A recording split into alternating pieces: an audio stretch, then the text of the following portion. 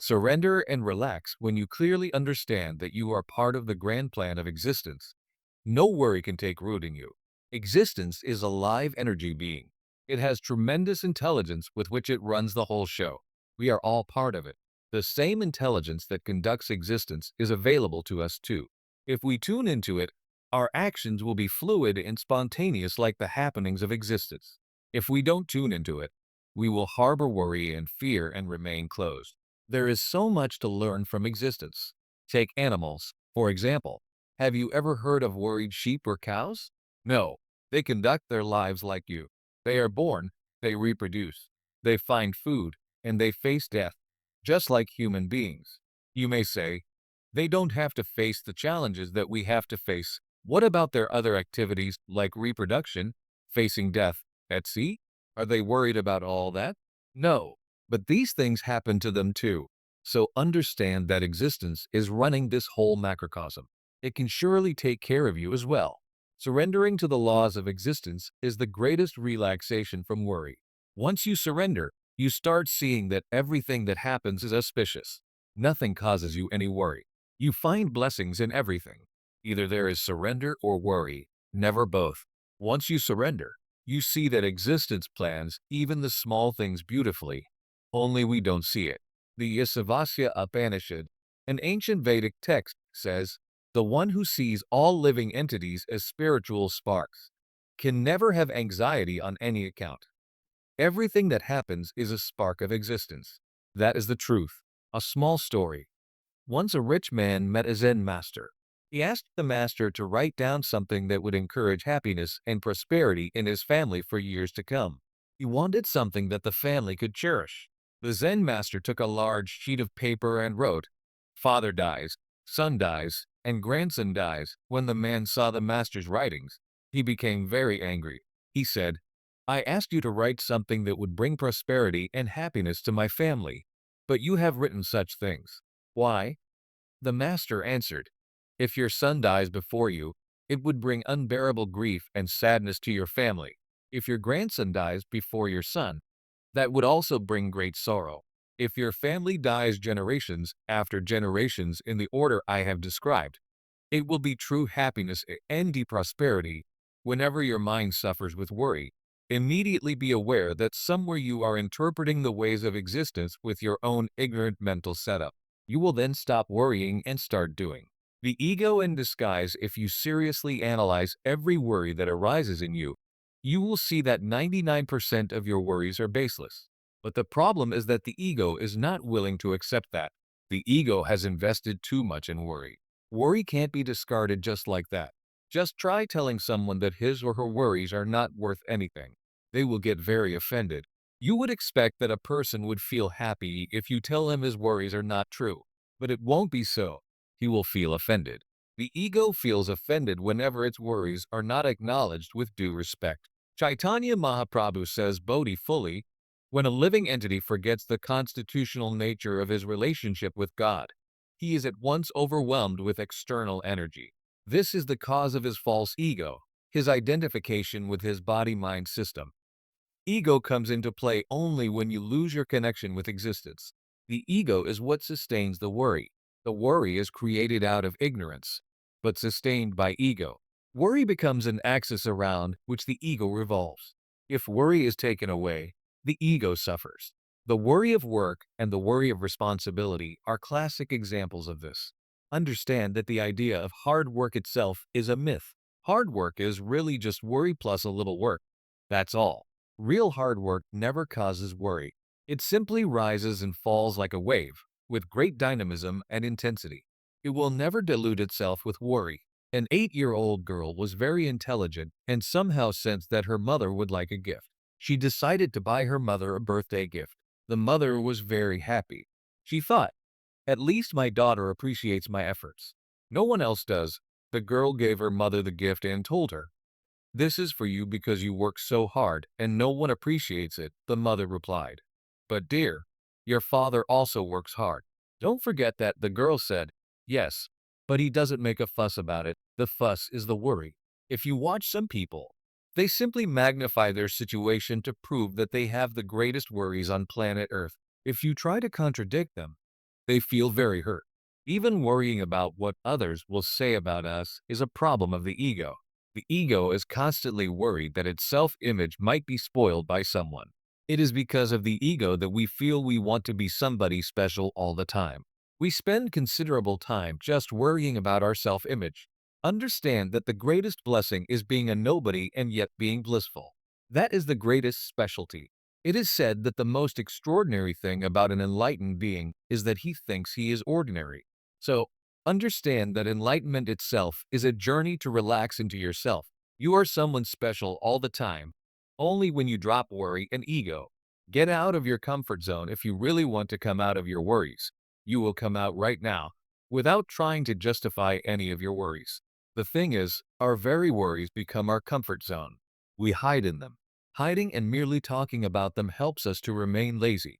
Someone asks Mahavira, an enlightened Jain master from India, who is the one who has worries?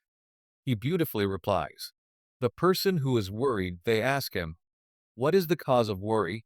He replies, laziness. Then they ask him, who ends worries? He replies, man himself. They ask him, how can worry be ended? He replies, by dropping laziness. If you drop laziness, you fall into right action. And when you fall into right action, you drop worry. Your comfort with worry can be understood even from the way you react to other people's worries. If you keenly watch, you will observe that whenever a person talks to you about his worries, you first tell them, what can you do? That's just the way it happens. You never straightaway give a solution to them. When you do this, be very clear. You are not only encouraging them, but you are also encouraging yourself to remain comfortably in the worry zone. Worry can never have an external cause. Externally, events happen. They continue to happen. But your inner space is what decides your response to them. If you choose to respond with worry, be very clear. Somewhere within yourself, you are giving into the laziness of your comfort zone. This is where you can simply sit and worry without moving into action. Any external event can be handled with the right decision or action and handled immediately. Or you can choose to speak endlessly about your worry. What you choose to focus on is purely in your hands. We again and again seek out the same old worry. We love to worry and talk about it. It makes us feel that we are shouldering a lot of problems. It makes us feel important, like the world can't make it without us to take care of it. A man and his wife were hurrying to their seats after a movie intermission. In a very concerned way, the man asked the lady at the end of a row, did I step on your toes on the way out? Yes, you did. The lady answered back angrily. The man said, all right then. This is our row. Worry literally becomes our row. You are very comfortable with it, although you claim you suffer because of it. If you really want to come out of it, you will come out immediately. The question is whether you want to come out of it or remain in the problem. In a university, there was a small department store where students could buy materials for their classes and personal use. There was a new person in charge of the store one particular day. A student went to him and asked, can you give me a blank tape? The man asked him, what language are you studying? The student replied, French. The man said, sorry, we don't have any French blank tapes. The student asked, do you have any English blank tapes? The man said, yes, we have. The student said, no problem. Give me one of those. When you see a problem, if you want a solution, you never dwell upon the problem even for a second. You simply switch to the solution. That's all. In the same way, for every worry there is an instant solution. You only have to want it. Most of the time, you prefer to stay in the comfort zone of your worry. It keeps you settled. For example, let's say you are visiting your child at college. You see a few students keeping their rooms all messy or exchanging clothes and wearing them. You record the whole scene in your mind and assume that is the way of life in the dorm itself. You advise your child to keep her things neat and not to wear others' clothes. Even if she tells you her things are in order and that she doesn't wear others' clothes, you will not readily erase or reprogram your recording. You stick with the earlier recording of what you observed. There probably were many other beautiful things to record in the dorm, like the joy of the students, the campus itself, etc. But every time you think of your daughter, only this one recording comes up and you worry about her. Not only that, anyone you meet. You talk about how things are a mess in her dorm and how everyone exchanges clothes and wears them. The recording itself is not the truth, but you choose to have it as your comfort zone. You reinforce it. I often tell people that if you sit in your house and worry, you call it homework. If you sit in the office and worry, you call it office work. If you sit on the beach and worry, you call it vacation. That's all. The mind is the same, only the location is different. You can't experience peace just by changing the place. You should change the slide in front of the projector to see a different scene, not the projector screen. Any projector screen will show you the same picture if you use the same slide.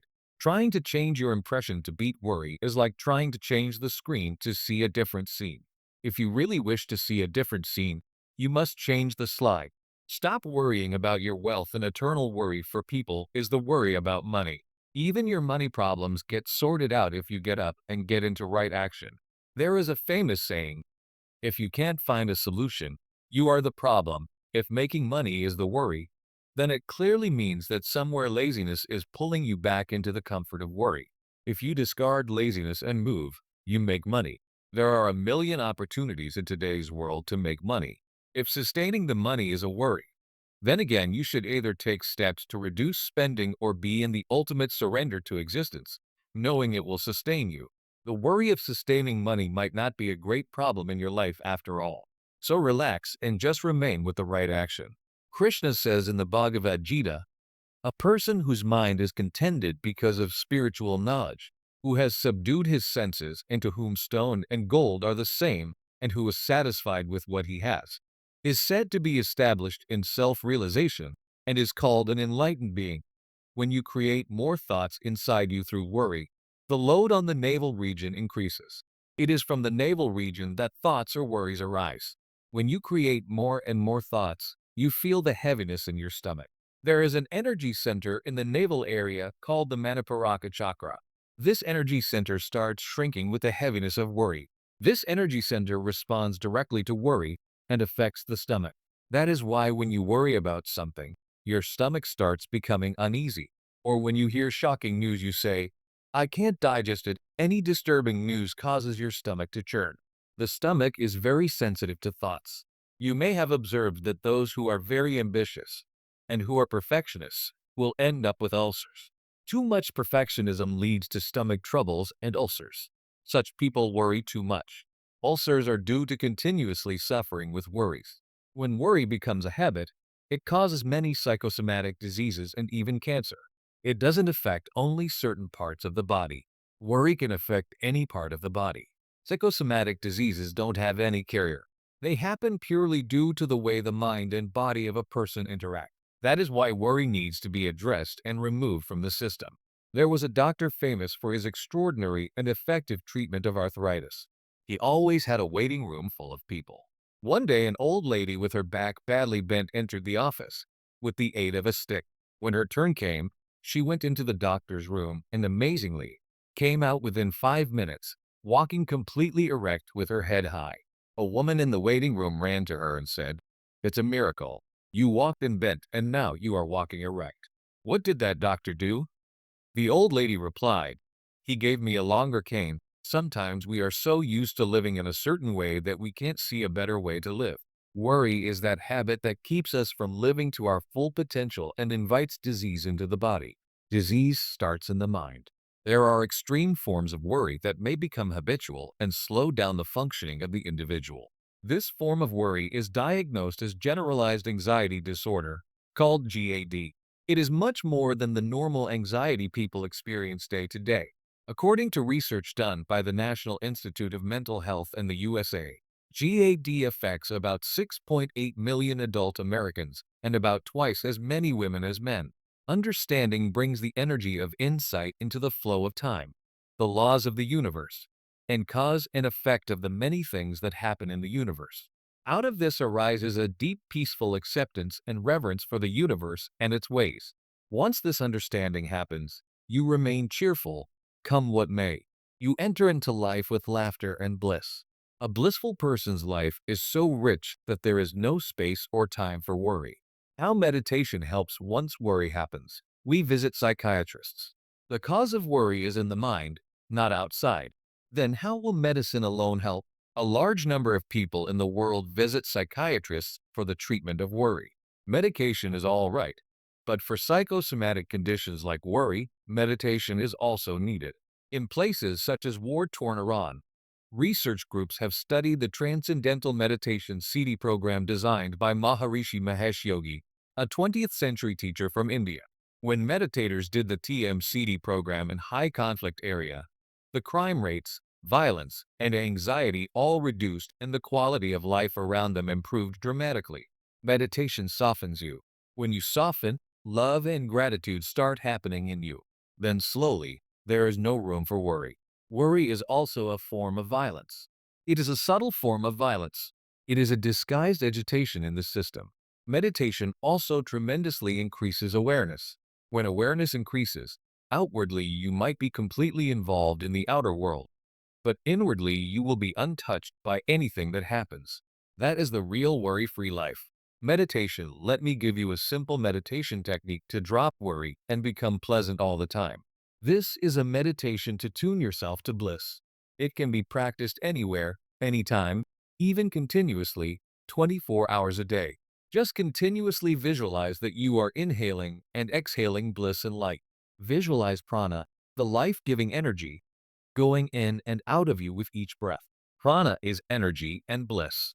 It is the energy that enters and leaves us through air, which it uses as the vehicle for entry into our system. Air carries prana into you. Life continues in you because of prana. So whenever you inhale and exhale, visualize yourself inhaling and exhaling blissful light energy. Feel that your whole body is a beanbag filled with light.